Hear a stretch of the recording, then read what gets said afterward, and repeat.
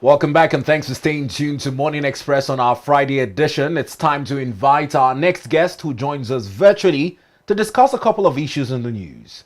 Comrade Ayoola now joins us on the program. Comrade, good morning to you and welcome to Morning Express. Good morning for having me. Today promised to be better. Thank you. All right, Comrade, let's talk about the People's Democratic Party. Many Nigerians thought that the party had somewhat fixed the division within its ranks, particularly with the comments of the governor of Oyo State, Seyi Makinde, and the intention to convene for their national convention come November in Ibadan. Up until a few days ago, when the FCT minister speaking in a televised interview said he was not aware of the plans to hold a convention. This has also been followed by some divisions across other key figures in the PDP. What do you make about this threat to the ongoing unity in the PDP over zoning? Yeah, thank you very much, my brother. I have said this before that PDP is dead and buried. I'm sorry to say that. I used to be a member of PDP, and from what is happening in PDP, Are you now with the ADC? Carry on, please. I'm not in any party as we speak. I'm a Nigerian, and we are looking forward for a better governance. And having said that, PDP, like as I was saying, the challenge of PDP has come to stay as long as the intrigues that brought us here continues to ride. If there is anything at all to go by, the FCT minister, who happens to be over the years sponsoring PDP, is not aware of what is happening in Ibadan or any convention or whatever it is that they are doing. That goes to tell you that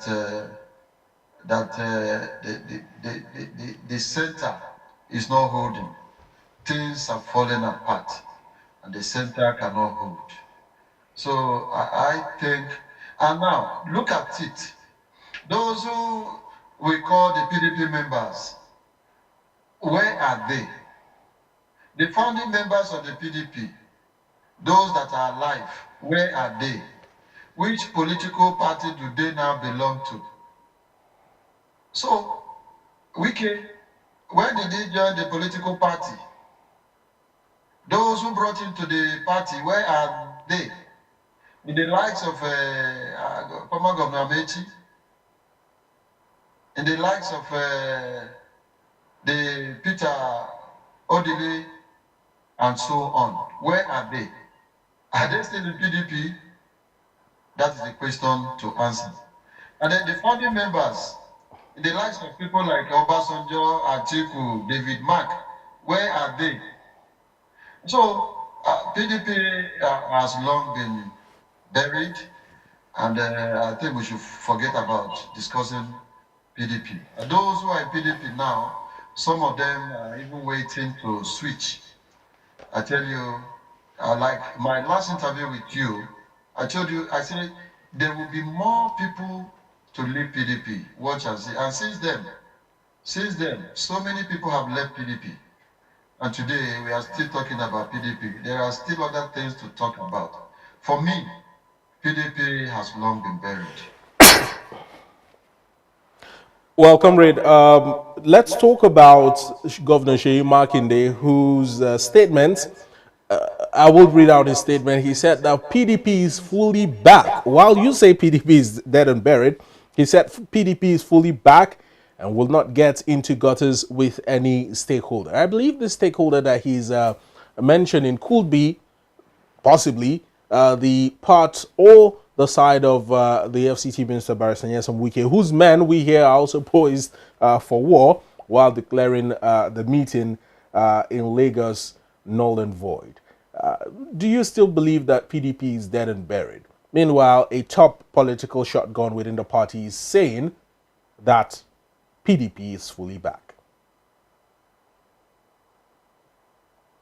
Politician, he is speaking from the sides of his experience and what he's planning to do. So, but a political party is not about the leaders. It's not only about leaders. So if you want to mention the membership, the national members of political party, will you now mention Sheyi Makinde? I have so much respect for him. He is my governor. Are you going to mention only Sheyi Makinde and the FCT minister, and then that is all? There are people we know to be members of a political party that have pulled followers, that have a large followers, people following them, that actually, it kind of define what a strong political party should be. The people that we know, the likes of Verifies, the likes of Atiku, who in one way or the other contributed to the growth of the political party at some point or the other. The question is, if Sheyi Makinde is speaking this way, it could be the last time he will be speaking for PDP. That because I know fully well that the people who would have made political party better, stronger, are no more with PDP. You can mention them. So Comrade Ayoola, Comrade Ayoola, please, with the exit of this juggernauts you're listing who are no longer with the PDP, does this make their planned neck meeting for Monday not to hold any weight? Because it's on notice that they're going to have a neck meeting on Monday to decide the party's position on if it would either adopt the Lagos zoning or discard it.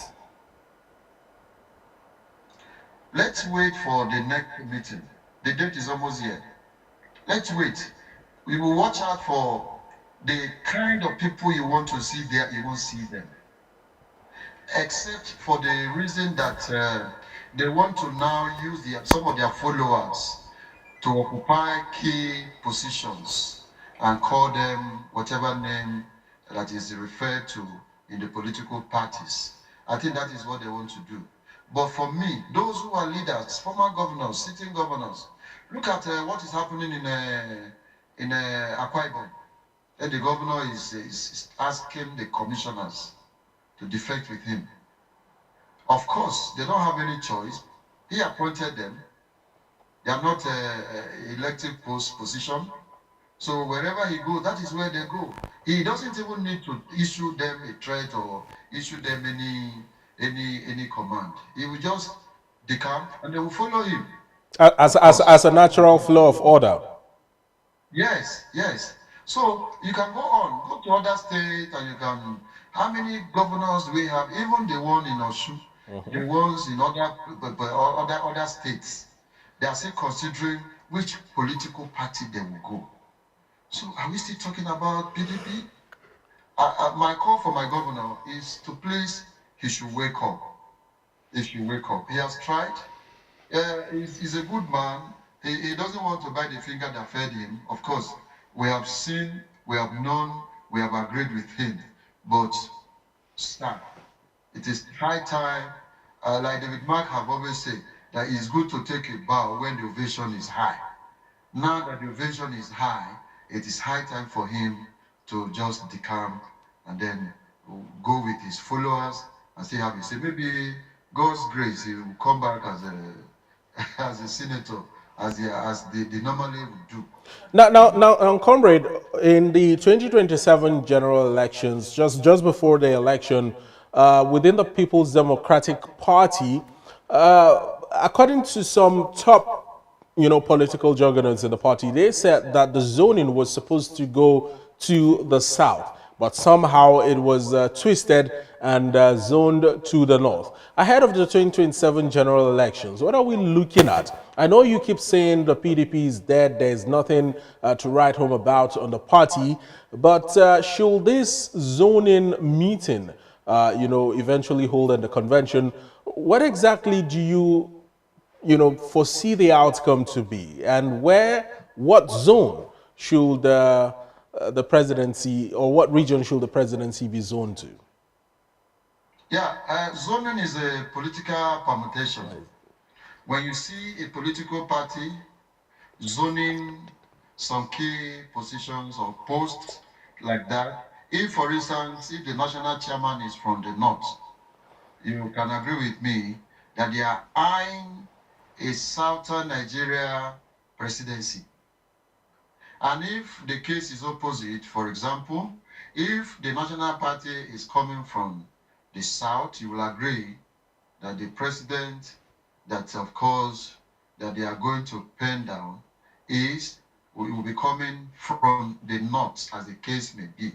So, political permutations are done between the south and the north, irrespective of the geopolitical zones. So all the north central down to northeast, northwest, and so on are all together, as this case may be. And all the south-south, the southeast, the southwest, and so on are all together. So it's a political permutation. Having said that a political party like PDP is dead and forgone, I also said if that is what they are looking at, I'm sure that is their mindset. Zoning could be because they want people to see with them that the presidency that they are going to support will be coming from the opposite. All right, would wait till Monday pending the outcome of the planned NEC meeting, and if the party chooses to adopt the zoning formula ahead of its convention scheduled for Ibadan, the Oyo State capital, on 15th and 16th of November. In the interim, Nigerian political parties have faced quite a backlash. Firstly, following the Canadian court judgment that proscribed APC and PDP terrorist groups.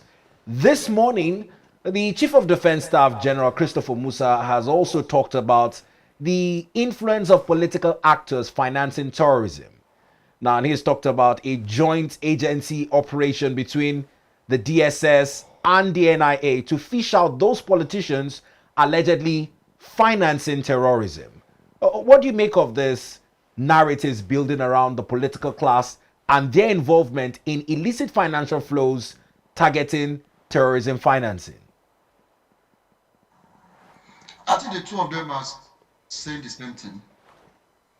One is talking about political party, the other is talking about politicians. There are no politicians without a political party, and there are no political parties without politicians.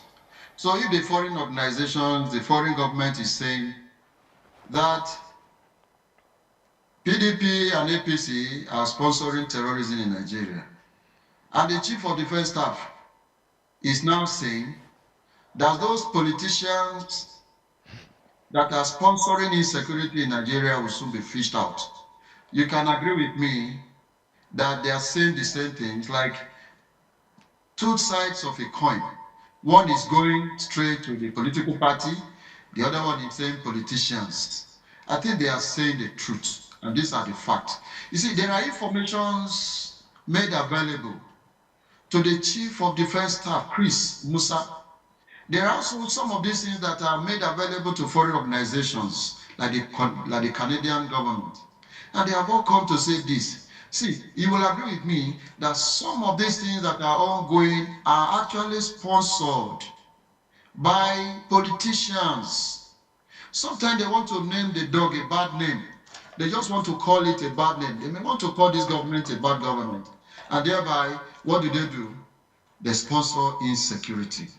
The NFIU, the NSA, the NIA, and all the security organizations in Nigeria, they feud intel to these organizations. They get intel from the foreign organizations or foreign government get intel from these organizations domiciled in Nigeria. They also have their own intel reports. And the Chief of Defense Staff has a lot of intel reports.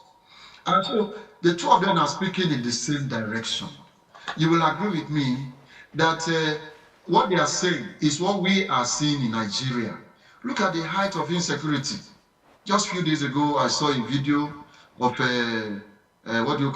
bullets being, sent from the northeast. And these vehicles are coming to Abuja. They were intercepted along the road.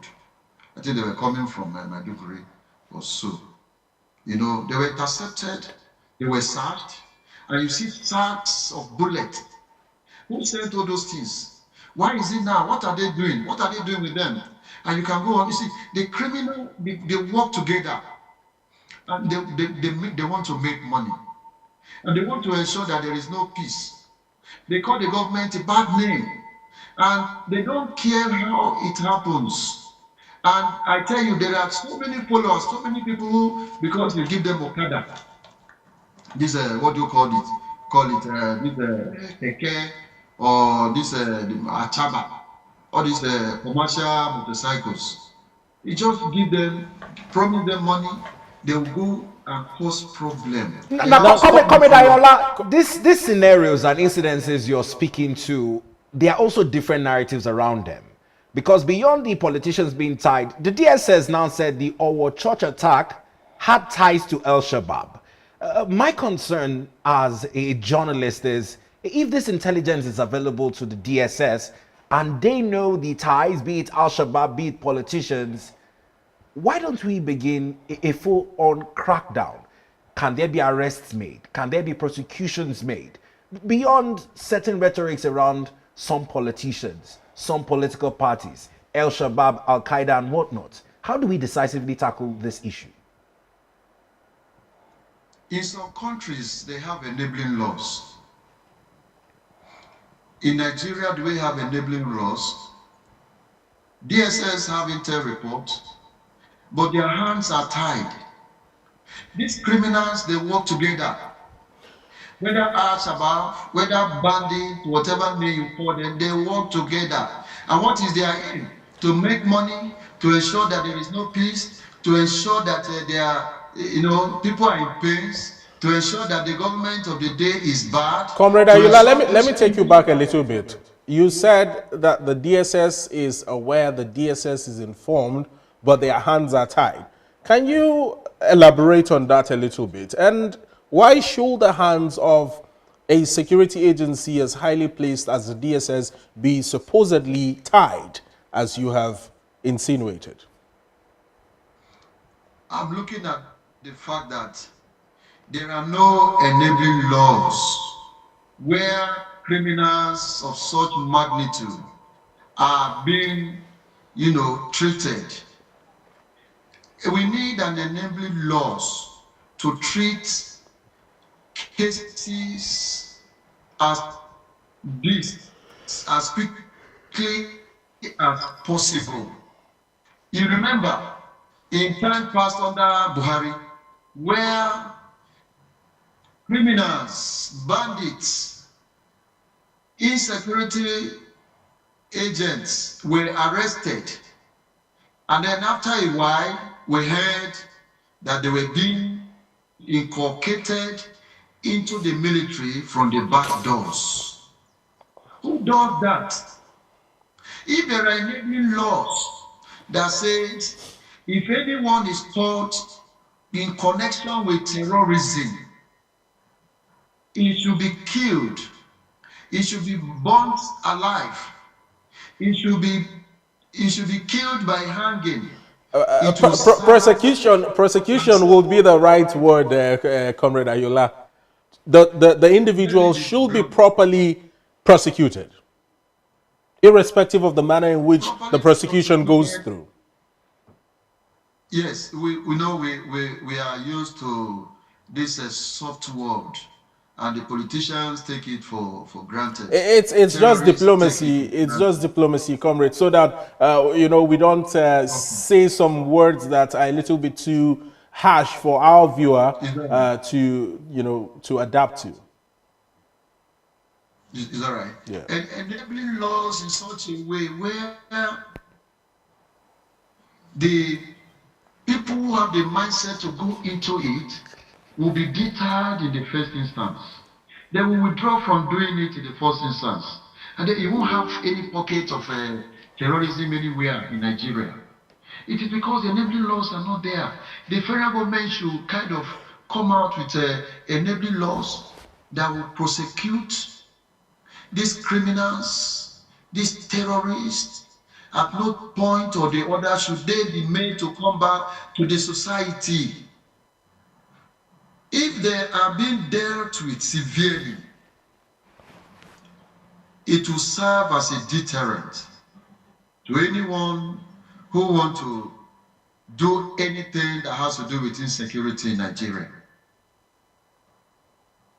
Well, Comrade, let's talk about the adverse effects of things like hunger and poverty in fueling some of these security challenges.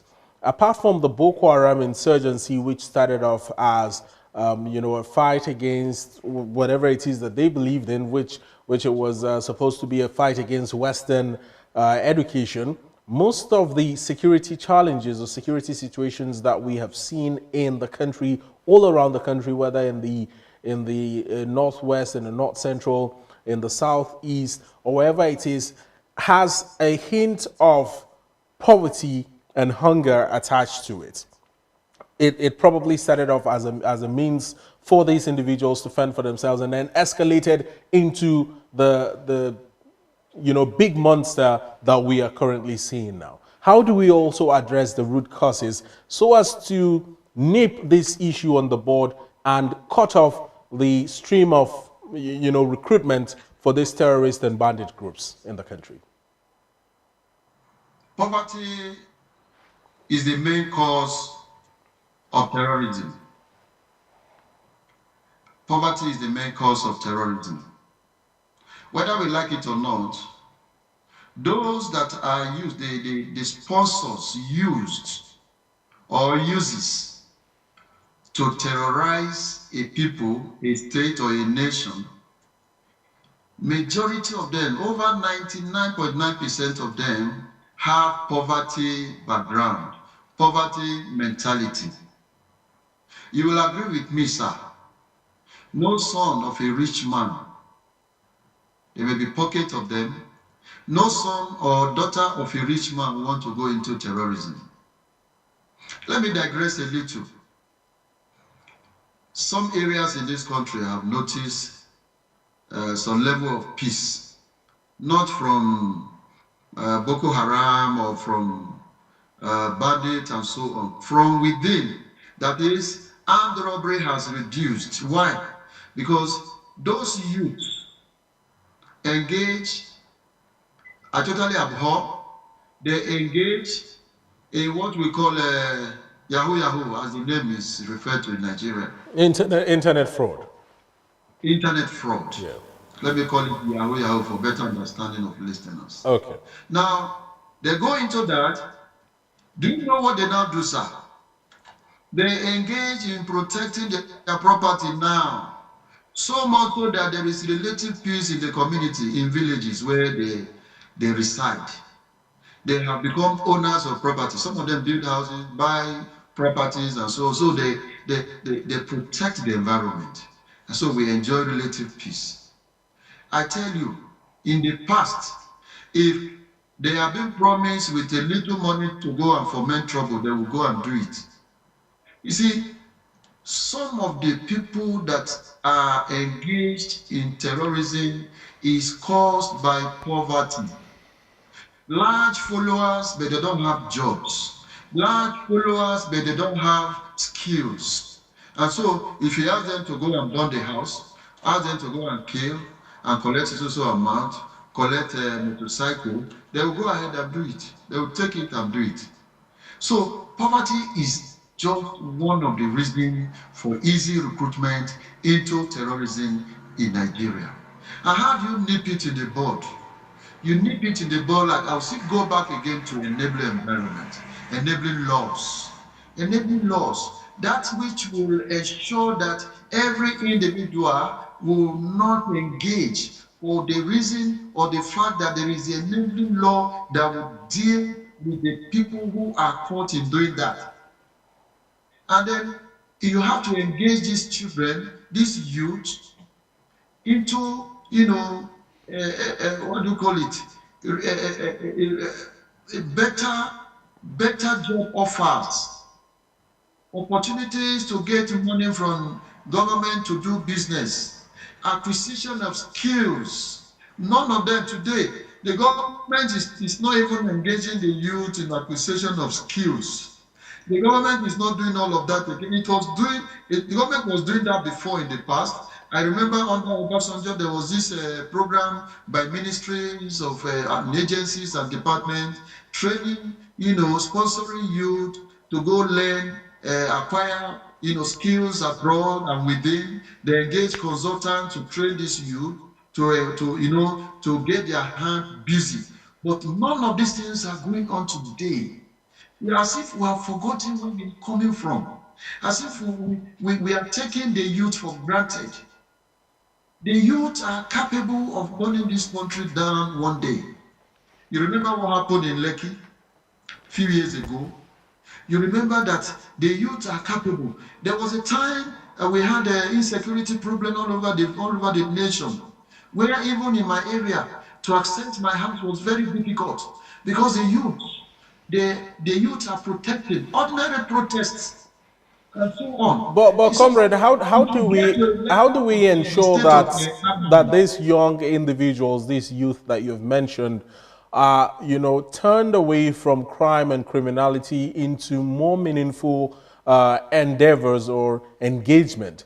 Before you joined us on the program, B2 and I were talking about the calls made by the president for diaspora, Nigerians in diaspora to return to the country and invest their skills and money to grow and better the nation. And next down the line, we talked about ASU trying to go on yet another strike.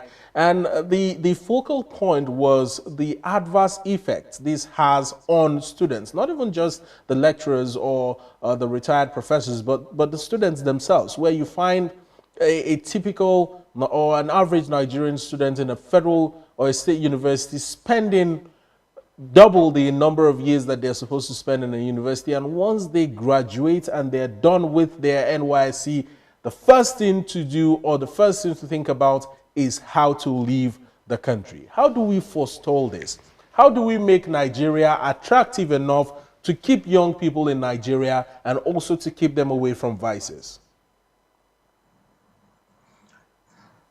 To make this country attractive to the youth is the responsibility of the government. In what way? First, by the president, the commander-in-chief of the armed forces, followed by the state governors, and down to the grassroots levels. You need to create job opportunities, create an enabling environment for the youth to be engaged gainfully. They will not have any reason. As I speak to you, sir, Nigerian youth are on the verge of giving up in this country. Not only those who are already on their way out of the country, there are also those who are thinking because they don't have money now, if they have a little money to ensure or to be able to procure their visa, they won't be in this country. And there are also some who have traveled and found their way back because of the nature of the job they met over there. They have also returned. But in a nutshell, what I'm trying to say is this government not capable of creating enabling environment for the Nigerian youth? The question is, the government is capable. The question again is, why are they not doing it? Why are they not engaging the youth in gainful employment? What is the problem? Why have they decided to make our youth look like they are not important? Sir, the kind of money just a politician will steal from the coffers of a government in a year can engage a good number of the Nigerian youths and pay them salaries and an allowance very well, and they feel very comfortable. The majority of the Nigerian youth that are living in this country, if you ask them, what they will tell you is Nigeria is a scam. Nigeria is a scam. Which is not entirely true. Say again. I said the realities for many Nigerians are indeed different. I'd like for us to expand this conversation with a few case scenarios. This is bringing us to our next conversation. In Yoruba land, currently, as it were, there's been a disagreement between two revered traditional rulers over the conferment of titles. Yes, one way to encourage young people who excel is to recognize them. The role of the traditional institution has been in question in regards to this. Now, let's talk about the ongoing difference between the Alaafin and the Ooni. Now, the Supreme Court had to also be involved. A 48-hour ultimatum was issued by the Alaafin to the Ooni of Ife over the Ooni's conferment of a title on a certain businessman, a young, vibrant Dotun Sanusi. Now, this sparked quite an anger by the Alaafin, who feels that the conferment of title in Yoruba land, as it were, is his prerogative. He says it is backed by precedents of tradition and history, and also recently by legal proceedings. You're a Yoruba man yourself. Let's understand from your perspective this issue between the Alaafin and the Ooni of Ife. Thank you very much. I want to start by saying that the Ooni of Ife, by the way of his position as the Ooni of Ife, traditionally every Yoruba man see him as the leader of the whole Yoruba land, the Yoruba people. The Alaafin of Oyo, historically, is older than the Ooni of Ife. Historically, the Ooni of Ife, the first Ooni of Ife, was appointed by the Alaafin of Oyo. If you check the history very well. But as we speak, the Ooni of Ife wires the powers that supersede all the Obas in the land, in Yoruba land. So traditionally, you will agree that the Alaafin, the Ooni of Ife has the right, the power to confer traditional title to any Yoruba man in the soil. But the Alaafin of Oyo, with the threat, it looks like the same candidate for this title has approached him. I am not there, but I'm just thinking, and may have been turned down and got it maybe later from the Ooni of Ife, which to me is not supposed to be. But whatever case, the governor of Oyo State and the governor of Osun State, who at some point or the other appointed the Ooni of Ife and the Alaafin of Oyo respectively, should have a discussion, a roundtable discussion, to remove this shame from the rich cultural heritage in Yoruba land. Now, Comrade, is this supposed to be a political conversation or a traditional conversation? This is a traditional issue. Do you think the governors, in as much as they, installed these traditional rulers, have the power to influence tradition when it comes to this matter on the table? Whether traditional, it is political. Whether political, as this case is, it is traditional. The spokesperson came to make some kind of statement that should never have arrived. The spokesperson to the Ooni of Ife does not have that, he should be called to order. These are two powerful kings talking, and as a spokesperson, you should find a place called silence and go and hide until that automaton is, is expired. You have no reason to come and start making that statement. To me, the traditional heritage of the Yoruba land is very rich, and it should not be robbed this way by any chance or by anybody who has interest in the individual title holder. So I think the governor should please play their role, calling them to order, since the two of them are already, challenging each other. The governors should come together, invite the two of them, and then have a meeting and resolve this issue. They will come out by cancelling whatever entitlement the business mogul is to be conferred. Now, This should be robbed. now, comrade, let's chip this in and bring things into comparative perspective. Today it is Yoruba land. Earlier it was in Kano, where we had a tussle over the emirship. There's now growing relevance of traditional stools across Nigeria, be it in the north, west, east, or south. With this growing trend, do you think that the onus is on the legislative arm of government, not just in states, but at the federal level, under the National Assembly, to make the legal requirements and frameworks on the role of traditional rulers and how disputes in terms of tussles over either the conferment of titles or emirship of certain states be decided upon to avert what might come in the future that might divide the youths who are very loyal to rulers of these stools across the country?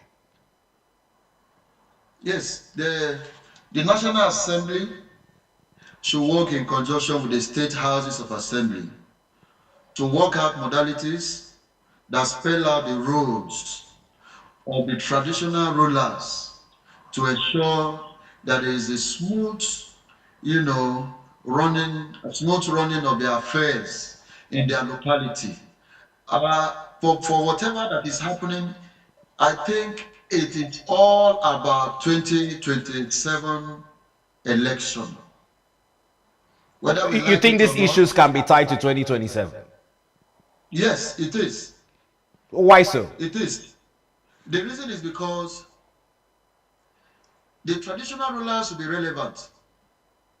If, for example, you confer a chieftaincy title to a business mogul who would want to contest for a governor, and if by any chance he becomes a governor, tomorrow, since he was conferred with that title, he may decide to remove the Alaafin of Oyo tomorrow. Is that not political? Why would you want to do that? No, it is done. It has happened in Kano. It happened in Kano. You brought the issue of Kano. It is political. Yeah. Now, if this man that was given this title by the Ooni of Ife, because the governor of Oyo State tomorrow, 2027, and he decided to remove the Alaafin. He has the power to remove the Alaafin of Oyo because he was the one that it was the office of the governor of Oyo State that installed. Traditionally, it is the Oyo Mesi that should remove a sitting Alaafin of Oyo, but the law have given the governor of a state so much power, like what we saw happen in Kano. So it is political, it has political connection. And that is why they have to iron that issue out amicably to ensure that there is peace in Yoruba land. Now, If you go to the where do we draw the line, Comrade Ayoola? I believe the question that Bito was trying to raise earlier is as to the clear-cut line between politics and tradition. I know when I mentioned politics and tradition earlier, you said anything political is traditional, anything traditional is political. But in the real sense, politics, as we know it, is far more different than traditional way of life. If a ruler is installed, whether an emir, a lamido, an oba, an Ooni or an Alaafin, name it, they are supposed to be there for life, not to be interchanged at will based on the emotional feeling of any governor or political self-interest of any governor or any political entity? Where do we divide this line to respect in earnest the sanctity of our traditional institutions and let them be as they have been? Our traditional rulers, the institutions have been jeopardized. The strength of the traditional rulers over time in Nigeria has been destroyed. We used to think that the appointment is spiritual until we see democracy playing its role in the affairs of traditional office holders. There is no traditional office holders in this country that was not installed by the governor, because the state assemblies have enabling laws that put them to power, and the governor of such states has the right to nominate whoever he chooses to be the king, as the case may be, of the land to the State House of Assembly. So the whole thing starts from the executive arm. It prevents the individual person to the State House of Assembly. The State House of Assembly will look into it and then give the governor go ahead to do so. You remember when Ganduje was the governor of Kano, he says Sanusi is not supposed to be the emir of Kano. He brought in the son of the former emir and installed him. As a matter of fact, he chartered a flight and dumped Sanusi, Emir Sanusi, Lamido Sanusi, on a sugarcane farm in Nasarawa. I don't know if you have forgotten. You see, they are so powerful. A whole emir of Kano, an institution. Kano in those days used to be the Manchester of Africa. Comrade, as relevant as this Kano scenario is, the challenge here now is it set the precedent. And up until now, a clear judgment, much like my colleague Chijoke had said, was not given. Now it's happening in Yoruba land. You talked about the inclinations towards 2027. My understanding is that the Yoruba nation has illustrious sons, some of which are also under the Yoruba Council worldwide. Now, whilst the governor, in your opinion, has the prerogative to put an end to this, what's the position of the council? Can the council also be invited to this roundtable to quell the issue, or it's just solely the decision of the governor and whatever interest there might be? Do you know that the Alaafin of Oyo is the chairman of the Yoruba Council worldwide traditional institution? Yes, please. He is the chairman. He's so powerful.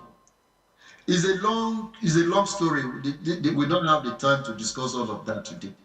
I think even if you invite the council of the Yoruba traditional institution, he will still be the one to chair the council meeting, except for the fact that you invite key positions of the Oyo State House of Assembly, like the Speaker, the Deputy Speaker, the Leader of the House, of both states, Osun and Oyo State, and probably some governors of the Southwest in that meeting.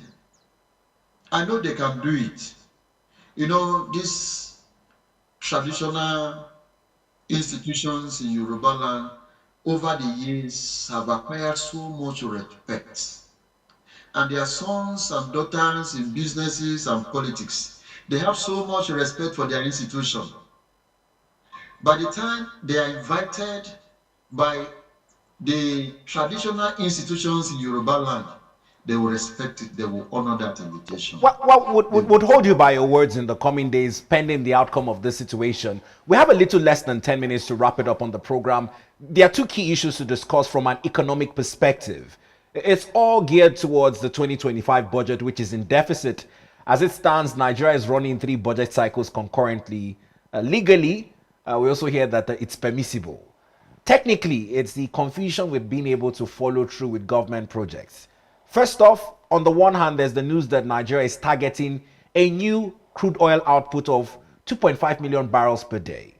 With the good news from the central bank as well, that Nigeria's external reserves have spiked, hitting well over $41 billion, the highest for the first time in 44 months. Now, whilst these are some of the good news, some economics believe it's optics, others believe it should translate into a budget surplus other than a budget deficit, as it were. Let's get your thoughts on this development. Yeah, the increase in the oil production per day is a good one, and then the increase in the foreign direct investment or foreign reserve, the highest in 44 months, is also a good one. But I've said on this station before, our problem is not whether the NNPC is making money or not. Our problem is, what does this money translate to? After they have told us how much we have made, are we still going to have budget deficit or surplus? Is it not supposed to be surplus? But in the end, what do we have? We have deficit. The president will write to World Bank, will say we need more money. They will write to IMF, we need more money, and so on. This has been the case. So when you say the highest in 40-something months, what about before that 40-something months? What did we have? And what was done with it? So you agree with me that the surplus walk into the accounts of few Nigerians, those who are in power, those who are in position. They are in position for their pockets. They are in position for their family. And I'm wondering, how much can they save? How much can they keep for their family? Nigeria revenue is so much, it's huge. And they continue to take. No wonder why some of them will have to build a house so stronger than strong rooms in the bank, and then keep this money, employ security to protect the place without the security knowing that there is money there. Install AC to be blowing the currencies, local currencies. Comrade Ayoola, quite graphic explanations there. Have you been to any of such strong rooms? The way you're graphically painting this picture, have you seen any of such strong rooms? or do you have one? You agree that it should be stronger than the strong room. Well, Comrade, do you have a strong room somewhere? They should have put the money. If they believe that the strong rooms in the banks are stronger, they should have, of course, used that. Now, Comrade, you had mentioned NNPCL, and you said something about, what do they do with the revenue that they generate, and whatnot. Sometime, I think on the 14th of August, we saw an presidential order by President Bola Ahmed Tinubu over the review of revenue retention by NNPC Limited, alongside other government agencies. Now, the president directed a reassessment of the oil companies' 30% management fee and 30% frontier exploration deductions. Now, if you add this 30 and 30, that's 60% already gone from whatever revenue that they are generating. So the rest of the 40% is what is left, for the government to deal with. Why should NNPCL gulp up 60% from its revenue generated funds for things like management fee and frontier exploration?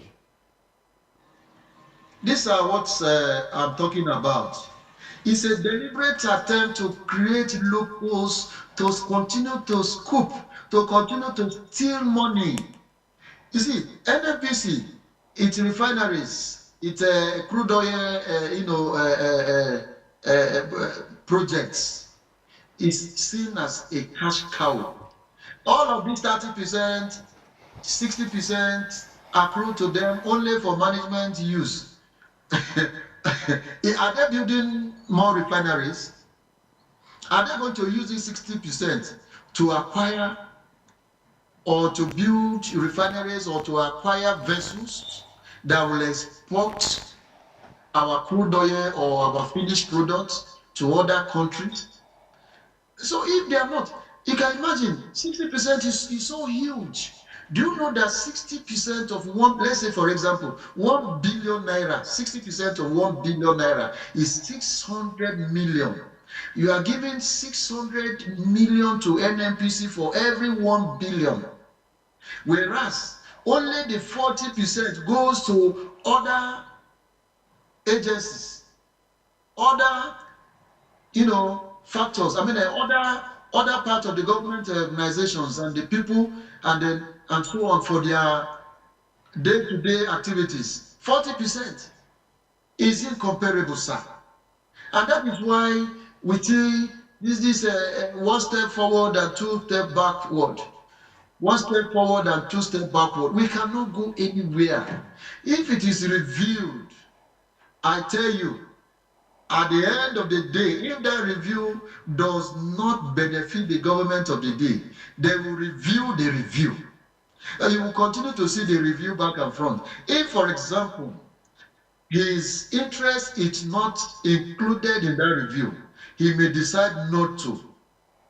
Well, He may Comrade, decide not to approve it. Comrade, it will be a fine place to leave it there this morning. Time, I'm afraid, is not our friends, but we appreciate you taking our time to lend your thoughts to these conversations making the round, and we're wishing you the best of your weekend ahead. Thank you so very much for the opportunity. Always a pleasure.